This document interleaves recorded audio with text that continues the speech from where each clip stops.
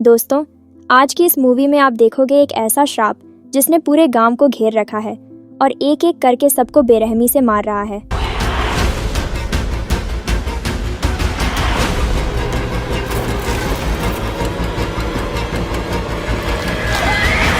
क्या ये इस श्राप से फ्री हो पाएंगे? चलिए जानते हैं। मूवी की शुरुआत एक वॉर से होती है। इसी बीच एक सोल्जर बुरी तरह से घायल हो जाता है जिसे 3 गोलियां लगी होती हैं। अब जब डॉक्टर इसकी गोलियां निकाल रहे होते हैं तो एक हैरान करने वाली बात सामने आती है। उन्हें सोल्जर के शरीर से एक चांदी की गोली मिलती है जो आम गोलियों से काफी बड़ी थी। ये सोल्जर डॉक्टर को कुछ बताना चाहता था पर हालत इतनी खराब हो गई कि ये तुरंत मर गया। अगले सीन में दिखता है कि एक औरत जिसका नाम चार्ली है ये सोल्जर के घर आती है। कमरे में एक फोटो रखी होती है जिसे देखते ही इसे अपना बचपन याद आ जाता है। हम आगे जानेंगे कि ये सोल्जर कौन है। अभी हम इस औरत के बचपन में चलते हैं जहाँ इसकी एक फैमिली है जिसमें भाई एडवर्ड, माम एलिजाबेथ और पापा सीमस हैं। कहानी थोड़ी आगे बढ़ती है तो पता चलता है सीमस इस गांव के मुखिया हैं। ये गांव के लोगों के साथ एक मीटिंग में किसी बंजारे कबीले के बारे में बात कर रहे थे जो हाल ही में गांव के पास आकर बस गए हैं और दावा कर रहे हैं कि वो जमीन उन्हीं की है। पर उनके यहाँ रहने से गांव वालों का और सीमस का बहुत नुकसान होगा, इसलिए ये चाहते हैं कि वो बंजारे यहाँ से चले जाएं। ये उन्हें पैसे देकर मनाने की कोशिश करते हैं लेकिन लाख कोशिश करने के बाद भी वो बंजारे यहाँ से जाने को तैयार नहीं होते। ये सारी बात एलिजाबेथ दरवाजे के पीछे से सुन रही होती है और वहीं दूसरी तरफ उस कबीले की एक औरत अजीब सी हरकतें करते दिखाई देती है। वो एक आदमी को कुछ चांदी के सिक्के देती है और कहती है वक्त आ गया है इसे अपना आकार देने का। शायद इस औरत को मालूम था कि आगे क्या होने वाला है। ये आदमी उन सिक्कों को पिघलाकर दांत बनाता है और उसे एक चबड़े में फिक्स कर देता है। फिर हम देखते हैं कि ये औरत उन्हीं दांतों पर जादू टोने करने लगती है। अगले दिन सुबह ही सीमस ने बहुत सारे लोगों को भेजकर उस कबीले पर हमला करवा दिया। इन लोगों ने बंजारों के सारे खेमों को जला दिया और एक एक शख्स को बेरहमी से मार डाला। ये बूढ़ी औरत भी अपने साथी के साथ पकड़ी जाती है। पता चलता है कि ये उस चांदी के दांत को पहनकर काटने वाली थी पर ऐसा नहीं कर पाई। ये आदमी कहता है तुम्हें क्या लगा था कि तुम जादू टोने के बल पर हमारी जमीनों को हड़प लोगी और हम हाथ पर हाथ रखकर बैठे रहेंगे? ये औरत इस आदमी के मुंह पर थूक देती है। फिर ये आदमी इस औरत के साथी को कपड़े से ढककर एक लकड़ी में बांधता है और उसका हाथ पैर कुल्हाड़ी से काट देता है। फिर उसे खड़ा कर देता है जैसे खेत में पुतले खड़े रहते हैं। फिर इस औरत को भी उस चांदी के दांत के साथ वहीं पर जिंदा दफना दिया जाता है। मगर मरते हुए भी ये औरत उस दांत को अपने हाथ में लिए मंत्र पढ़े जा रही थी। अगले सीन में दिखता है कि चार्ली उस जगह पर गई और उस पुतले के नीचे ही हाथों से मिट्टी को खोदने लगी। तभी वो पुतला अचानक से जिंदा हो जाता है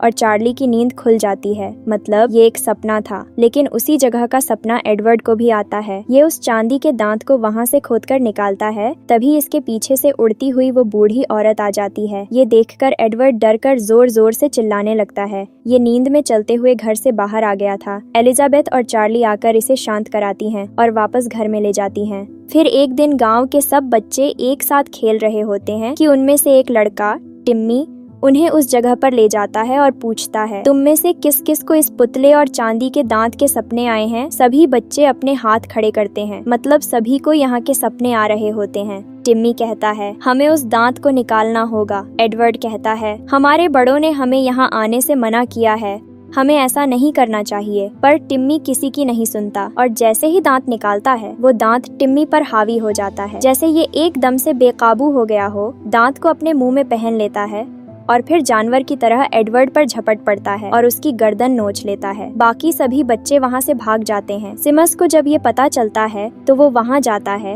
और एडवर्ड को घर लाता है। एडवर्ड की हालत बहुत खराब होती है। डॉक्टर जब आते हैं तो उन्हें लगता है कि एडवर्ड को किसी जानवर ने काटा है। चार्ली को मालूम होता है पर सबने टिम्मी से वादा किया था कि उस जगह की बातें किसी को नहीं बताएंगे, तो ये किसी से कुछ नहीं कहती। चार्ली को रात में फिर से वही सपने आते हैं। नींद खुलती है तो उसे एडवर्ड की आवाज सुनाई देती है। ये उसके कमरे में जाती है तो एडवर्ड कह रहा होता है मुझे छोड़ दो, प्लीज मुझे छोड़ दो। यह देखकर चार्ली उसका बिस्तर हटाती है तो पेड़ की जड़ों जैसी कोई चीज उसके शरीर से निकल रही थी और उसे जकड़ रही थी। ये जोर से चीखती हुई कमरे से बाहर निकल जाती है। आवाज सुनकर एलिजाबेथ और सीमस भागते हुए आते हैं और जब एडवर्ड के कमरे में जाते हैं तो वो बिस्तर पर नहीं होता। खिड़की से निकलकर वो जंगल में भाग जाता है। सीमस और गांव के सभी लोग एडवर्ड को जंगल में ढूंढते हैं। कई दिन गुजर जाता है पर वो नहीं मिलता। सिमस अपने बेटे के लापता होने की रिपोर्ट इस पुलिस वाले से करता है जिसका नाम मोलियर है। मोलियर के साथ एक और आदमी होता है जो उन्हीं बंजारों को ढूंढते हुए हाल ही में गाँव में आया है। इस आदमी का नाम जॉन है और ये एक पैथोलॉजिस्ट है। मोलियर इसे बताता है कि इस गांव के मुखिया का बेटा लापता है, मेरे साथ चलो, शायद तुम्हें तुम्हारे काम की जानकारी मिल जाए। फिर हमें चार्ली चर्च आती हुई दिखती है जहाँ पर इसकी मुलाकात एक बार फिर टिम्मी से होती है। टिम्मी पूछता है एडवर्ड को क्या हुआ। चार्ली कहती है तुम्हें नहीं पता। ये कहता है मुझे बस वो चांदी के दांत याद हैं, उसके बाद एक बुरा सपना, और जब नींद खुली तो मैं वहीं पड़ा था। चार्ली उसे पूरी कहानी बताती है। टिम्मी बाइबल का एक पेज पढ़कर सुनाता है जिसमें लिखा होता है कि जूडस ने 30 चांदी के सिक्कों के लिए यीशु को धोखा दिया था। टिम्मी कहता है वो दांत इसी चांदी के सिक्के से बनाया गया है जिस पर श्राप था और पूरे गांव पर इसका श्राप डाल दिया गया है। टिम्मी ने बाइबल का वो पन्ना पढ़कर चार्ली को दे दिया और जंगल की ओर भाग गया। तभी इसे जंगल के किनारे एडवर्ड दिखता है। फिर कुछ ही देर में वो गायब हो जाता है। टिम्मी उसके पीछे जाता है। तभी ये देखता है कि झाड़ियों में से कोई चीज तेजी से इसकी ओर बढ़ रही है। इसने ध्यान से देखा तो वो एक जानवर था जो अचानक आता है और इस पर हमला कर देता है। इसका हाथ बुरी तरह से टूट जाता है। इससे पहले कि वो जानवर टिम्मी को मार पाता, टिम्मी एक जगह आकर छिप गया, लेकिन उस जानवर ने इसे देख लिया था। वो यहाँ आकर हमला करता है और इस बार वो इसकी जान ले लेता है। जॉन और पुलिस ऑफिसर मोलियर सिमस से मिलने आते हैं। वो सिमस से एडवर्ड और गांव में चल रही चीजों के बारे में पूछ ही रहे होते हैं कि जिस पर सिमस उन्हें जंगल में ले जाता है और टिम्मी की लाश दिखाता है जिसकी हालत बहुत खराब थी। जॉन और मोलियर टिम्मी के कटे हुए शरीर को देखकर शॉक्ड रह गए। मोलियर का कहना है कि इसे किसी भेड़िए जैसे जंगली जानवर ने काटा है, पर जॉन यहीं पर रुककर सिचुएशन को समझने का फैसला करता है। इसे डाउट था कि इसमें और भी कुछ है, ये सिर्फ जंगली जानवर का हमला नहीं है, और घर जाते ही ये अपनी जांच शुरू कर देता है। जॉन सिमस से उस घटना वाले दिन के बारे में पूछता है जब एडवर्ड गायब हुआ था। सिमस जॉन को पूरी कहानी बताता है। फिर जॉन एडवर्ड के कमरे और पूरे घर की छानबीन करता है, जहां इसे दरवाजे पर खून के धब्बे दिखाई देते हैं, जिसे वो अपने पास रख लेता है जांच करने के लिए। अब रात में जॉन को भी उस जगह के सपने आते हैं। ये उस चांदी के दांत को निकालता है, पीछे मुड़ता है तो इसकी बीवी और बेटी खड़ी होती हैं और उनके पीछे वो पुतला भी खड़ा होता है जो जॉन की बीवी और बेटी को ले जा रहा होता है। उसे रोकने के लिए जॉन आगे बढ़ता है। तभी इसके आगे अचानक से वो बूढ़ी औरत आ जाती है जिससे जॉन की नींद खुल जाती है। अब जब नींद नहीं लग रही होती तो जॉन उस खून की जांच करने लगता है, लेकिन काफी मेहनत के बाद भी कोई रिजल्ट नहीं मिलता क्योंकि इस खून का स्ट्रक्चर किसी इंसान के खून जैसा था ही नहीं। फिर जॉन अपना खून इस खून में मिला देता है तो दिखता है कि इस खून की सेल्स जॉन के खून की सेल्स को खा रही हैं और खुद में शामिल कर रही हैं। इसका मतलब ये है कि वो जो भी है इंसान को अपने जैसा बना लेता है। जॉन इस बारे में सोच ही रहा था कि तभी उसे बाहर कुछ आहट महसूस होती है। जॉन जब जाकर बाहर का दरवाजा चेक करता है तो उसे वो जानवर दिखता है जिससे देखकर ये घबरा जाता है और सिमस को राइफल लाने को बोलता है, पर जब तक ये बाहर जाते हैं जानवर जा चुका होता है। सिमस सिचुएशन को देखते हुए गांव वालों के साथ एक मीटिंग करता है जिसमें ये सबको बताता है कि गांव में एक जानवर घूम रहा है जो बेहद खतरनाक है। हमने छानबीन करके यह पता लगाया है कि उसने ही टिम्मी को मारा है और अब वो हमारे लिए भी खतरा है। अपनी बात को आगे बढ़ाते हुए जॉन ने कहा, हाँ ये सच है, इसलिए आप सब अपने घरों में ही रहो और घरों को बंद रखो क्योंकि मैंने उस जानवर को देखा है। मना करने के बावजूद भी गांव के 3 लोग अपने खेत में काम करने जाते हैं जहां वो जानवर आता है और दोनों आदमियों पर बुरी तरह से हमला करता है और उन्हें मार देता है। फिर वो इस लड़की एनी पर भी हमला करता है और इसे घायल कर देता है। ये बहुत घायल हो गई थी लेकिन किसी तरह अपनी जान बचाती है और वहाँ से वापस गाँव में आती है। ये सुनकर जॉन और सिमस तुरंत खेतों में गए, लेकिन वहाँ उन दोनों आदमियों की लाशें तक नहीं मिली। जॉन को जैसे ही पता चलता है कि एनी को भी जानवर ने काटा है, वह तुरंत गांव में आता है, पर इसके आने से पहले ही एनी भी एडवर्ड की तरह भाग जाती है। जॉन कहता है, गांव में हम किसी को नहीं बचा पाएंगे, हमें सबको चर्च में रखना होगा। फिर हमें जंगल दिखता है जहाँ ये लड़की होती है। इसका हाल बहुत बुरा होता है, ये तड़प रही होती है। इसके पीठ से वही जड़ें निकल रही थी जिसे हमने एडवर्ड के शरीर से निकलते देखा था। ये पागलों की तरह चिल्लाती है, इसे कुछ समझ नहीं आता और ये एक तालाब में कूद जाती है। इसके शरीर से जो जड़ें निकल रही थी वो इसे अंदर खींच लेती हैं और जकड़ लेती है। और इधर जॉन के कहने पर गांव के सभी लोगों को चर्च भेज दिया जाता है। जॉन की एलिजाबेथ से बात होती है तो ये एलिजाबेथ को बताता है कि दरअसल कुछ समय पहले मेरे गांव में भी इसी तरह के जानवरों ने हमला किया था, जिसमें मेरी पत्नी और बेटी की मौत हो गई थी। लेकिन बाद में मुझे पता चला कि काला जादू करने वाले बंजारों ने हमारी जमीन को श्राप दिया था। ये सुनकर एलिजाबेथ बहुत हैरान हुई और बताने लगी कि हमारे यहाँ भी कुछ बंजारे आए थे जिनको मेरे हस्बैंड यहाँ से निकालना चाहते थे। तभी सीमस आ जाता है और कहता है, यहाँ फालतू की बातें मत करो, अगर मदद करने आए हो तो वही करो। जॉन कहता है, मैं कल ही जाल बिछा दूंगा।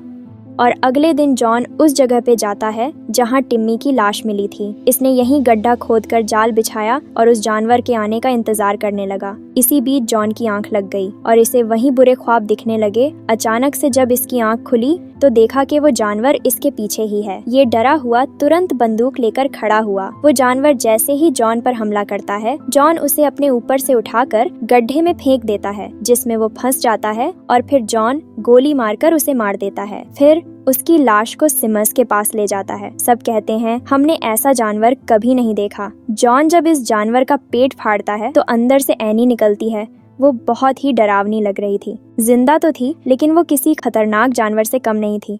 यहाँ एनी के डैड भी थे। पहले तो वो अपनी बेटी का हाल देखकर बहुत दुखी हुए और रोने लगे। इन्हें यकीन ही नहीं हो रहा था कि इनकी बेटी एक जानवर बन चुकी है। ये अपनी बेटी के पास जाने लगते हैं। वो इन पर हमला करने ही वाली होती है कि तभी ये उसे शूट कर देते हैं। सिमस ये देखकर बहुत हैरान और डरा हुआ था। ये कहता है, इस बारे में एलिजाबेथ को मत बताना, वरना उसे लगेगा कि एडवर्ड के साथ भी यही हुआ है। जॉन कहता है, और क्या क्या छुपाओगे? सिमस कहता है, क्या मतलब? जॉन कहता है, क्या तुम्हें उस औरत के सपने नहीं आते जिसे तुमने उस जमीन पर दफनाया है? तुम्हें पता है तुमने जो किया है उसकी वजह से उस औरत ने पूरे गांव को श्राप दिया है, जिसकी शुरुआत एडवर्ड से हुई है। एडवर्ड भी जानवर बनकर जंगल में घूम रहा होगा और वो जिसे भी काटेगा वो उसके जैसा बन जाएगा और ये तब तक लोगों को मारता रहेगा जब तक कि उस औरत का बदला पूरा नहीं हो जाता। ये सुनकर सीमस गुस्से से पागल हो जाता है और कहता है, बदला तो अब मैं उससे लूंगा।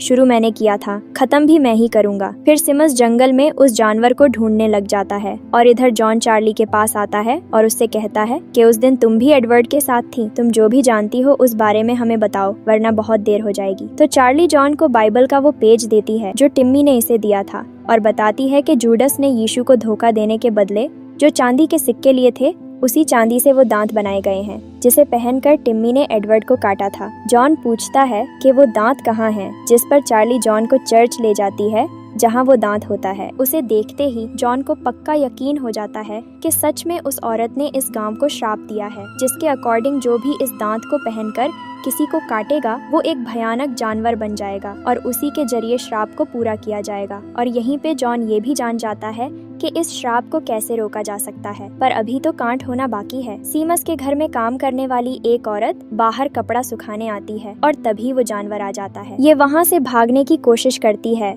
पर उससे पहले ही ये जानवर इस औरत पर झपट पड़ता है और बुरी तरह से घायल कर देता है। ये जानवर इस औरत को मार ही डालता, लेकिन तभी सिमस और उसके लोगों की जंगल से वापस आने की आवाज सुनाई देती है, जिसकी वजह से ये जानवर भाग जाता है। बाद में ये खुद से ही खुद की मरहम पट्टी करती है और किसी को नहीं बताती कि ये इन्फेक्टेड है, क्योंकि ये जानती थी कि इसे भी मार दिया जाएगा। और इधर जॉन इन सबको खत्म करने का इलाज ढूंढ चुका है। ये उस दांत को पिघलाकर गोलियों बनवाता है, क्योंकि ये जान चुका है कि जिस चांदी के दांत से ये श्राप शुरू हुआ है उसी चांदी से ये श्राप खत्म भी होगा। गोलियां इसलिए बनवाई है ताकि आसानी से उस जानवर के अंदर इस चांदी को डाल सके। और बता दूं कि यही गोली हमने कहानी की शुरुआत में सोल्जर के शरीर से निकलते देखी थी। आप कुछ ही देर में जान जाएंगे कि इन सब से उस सोल्जर का क्या कनेक्शन है। खैर, जानवर का शिकार करने के लिए जॉन घर की छत पर चढ़ता है, पर शिकार से पहले ही उसे दिख जाता है वो कपड़ा जिसमें मेड का खून लगा हुआ था। ये तुरंत सिमस के पास जाता है और पूछता है, कोई मिसिंग है क्या? जब ये देखता है कि वहाँ मेड नहीं है तो ये पूछता है, मेड कहाँ है? पर सिमस जॉन को इग्नोर करता है और कहता है, कल सुबह बात करेंगे, अभी तुम जा सकते हो। इस बात पर जॉन को गुस्सा आ जाता है और इन दोनों में बहस हो जाती है। फिर जॉन वहाँ से चला आता है। फिर रात में सिमस को मेड के रूम से अजीब अजीब आवाज सुनाई देती है। ये चेक करने के लिए जाता है तो पहले कोई नहीं दिखता। पर जैसे ही वो पीछे मुड़ता है वो औरत जानवर के रूप में होती है और सिमस पर अटैक कर देती है। पर किस्मत से सिमस बंदूक के साथ आया था और ये उस जानवर यानी मेड को सूट कर देता है। गन की आवाज सुनकर जॉन ऊपर आता है पर पूरे कमरे में आग लग चुकी थी जिसकी वजह से जॉन को कुछ भी साफ नहीं दिख पाता। फिर जॉन जब नीचे जाता है तो एलिजाबेथ कहती है कि सिमस भागते हुए बाहर गए हैं, प्लीज उन्हें ढूंढो। जॉन कहता है ठीक है मैं जा रहा हूँ, पर आपको भी चार्ली को लेकर यहाँ से चर्च जाना होगा क्योंकि घर में आग लग गई है। वो वहाँ से निकल रही होती है, तभी घर में एक और जानवर घूम रहा होता है जिसे देखकर एलिजाबेथ चार्ली को लेकर एक रूम में छुप जाती है और दूसरी तरफ जॉन को सिमस मिल जाता है, पर ये खुद पर पेट्रोल डालकर आग लगाने वाला होता है क्योंकि इसे मेड ने काट लिया है और इसे अब अपने के पे पछतावा भी हो रहा है। ये जॉन से कहता है मुझे हर रोज एक सपना आता है जिसमें मैं जल रहा होता हूँ। एलिजाबेथ और चार्ली से कहना कि मुझे माफ कर दें, जॉन इसे रोक पाता। इससे पहले ही ये खुद को आग लगाकर अपनी जान दे देता है। जॉन दुखी था। फिर वो एलिजाबेथ और चार्ली को लेकर चर्च की तरफ बढ़ता है, पर रास्ते में भी वो जानवर इनके सामने आ जाते हैं, लेकिन जॉन के बंदूक में चांदी की गोली होने की वजह से वो जानवर करीब नहीं आते। ये जैसे तैसे चर्च पहुंचते हैं और सबको बताते हैं कि सिमस अब नहीं रहे, वो इन्फेक्टेड हो गए थे इसलिए खुद की जान दे दी। काफी टाइम बाद जब सब शांत हो जाता है और सब सो रहे होते हैं तभी एलिजाबेथ को बाहर से एडवर्ड की आवाज सुनाई देती है जो अपनी माँ को बुला रहा होता है। ये सुनकर एलिजाबेथ बहुत इमोशनल हो जाती है और इससे रहा नहीं जाता। ये गेट खोल देती है जिसके बाद वो जानवर अंदर आता है और एक एक करके सबको मारने लगता है। एलिजाबेथ से ये देखा नहीं जाता। ये उस जानवर से कहती है रुक जाओ। फिर वो जानवर एलिजाबेथ की तरफ बढ़ने लगता है उसे मारने के लिए। जॉन के पास यही एक मौका था तो वो गोली चलाता है जो एलिजाबेथ के आर पार होती हुई उस जानवर को लग जाती है। वो जमीन पर गिर जाता है जिसके बाद हम देखते हैं कि वो कोई और नहीं बल्कि एडवर्ड है जो अब नॉर्मल बॉडी में आ चुका था। एलिजाबेथ उसे अपनी बाहों में भर लेती है और वहीं दम तोड़ देती है। फिर हमें फ्लैशबैक दिखता है तो पता चलता है कि कहानी के शुरुआत में जिस सोल्जर को हमने देखा था वो एडवर्ड ही था और चार्ली ये औरत थी जो किसी और से नहीं जॉन से मिलने आई थी जब वो अपनी जिंदगी के आखिरी पल में था, क्योंकि श्राप खत्म होने के बाद एडवर्ड और चार्ली को जॉन ने ही पाला था। यहीं पे ये मूवी खत्म होती है। अगर आपको ये वीडियो पसंद आया तो प्लीज हमें कमेंट करके जरूर बताइएगा।